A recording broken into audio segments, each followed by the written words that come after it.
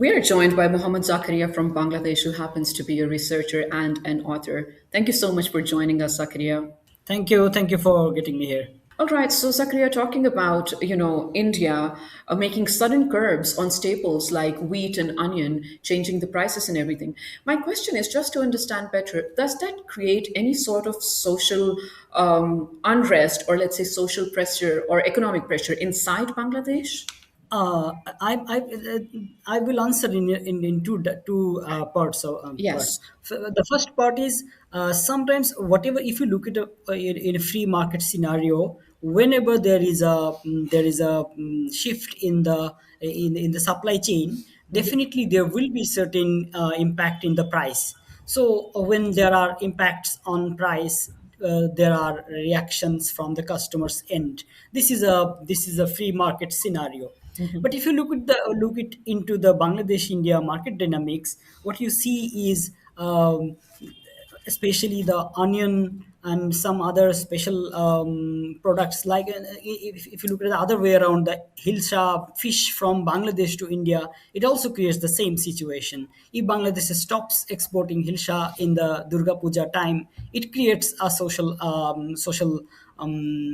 concern in the Calcutta market.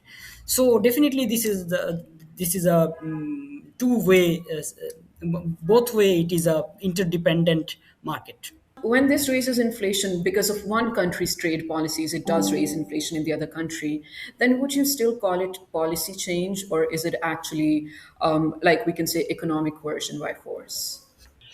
It is, maybe India is thinking it as a tool to create influence in the neighboring country. It is a soft power, that economy is being used as a tool, weaponized economic tools is weaponized to control the neighboring countries. But I think from this is a wrong, and this is an incorrect way of thinking the matter, because India should understand that this policy is actually triggering the anti-Indian sentiment in the neighboring countries, and which is actually leading towards destabilizing the country's harmony and country's neighborly affairs. So that is what I must add here. How much does Bangladesh's food security depend on Indian imports? I don't think the food security is depending on Indian imports. It is previous regime has create this dependency that they would taking the benefit of geographic proximity. They used to purchase everything from India, Right. which is actually creating a conscious dependency, and that was because the regime led by Hasina was. Happy to stay connected with India, and they were playing the representative from India, as the representative from India, rather than securing the benefits or national interest from Bangladesh. So, but ideally, when I think there has been cases that country when India stopped exporting certain items, the government took decision to import it from somewhere else, and Right. it was possible.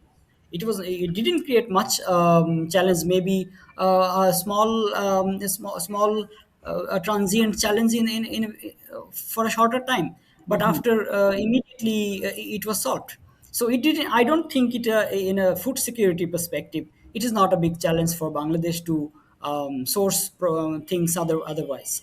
Right. So you're saying if India keeps doing that to other products also, then it's only a market risk. It's not like a national security or food insecurity risk. Yes, yes. Okay, perfect. Thank you so much for your time, Muhammad Zakaria. We will definitely be in touch with you in the future also. Thank you for joining us and giving us valuable insights. Thank you, thank you.